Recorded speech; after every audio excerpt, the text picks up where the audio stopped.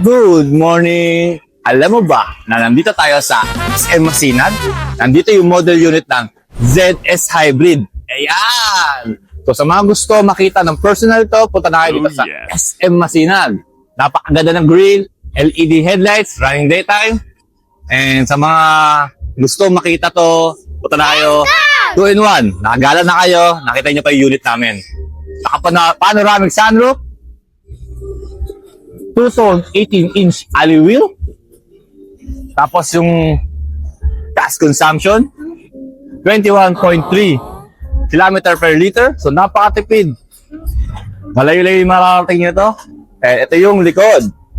Napaka-spacious. Dami kang malalagay dito. Pwede kang mangidnap. Joke lang. Yan. So, ito yung crossover SUV namin sa mga naghahanap ng SUV na kahit budget. Ito yung budget, pero gusto ng premium feels, MG na kayo. Ayan.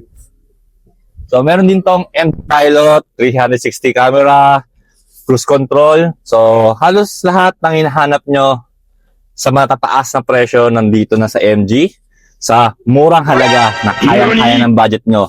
Kumbaga middle price. Tapos makukuha mo na yung premium feels.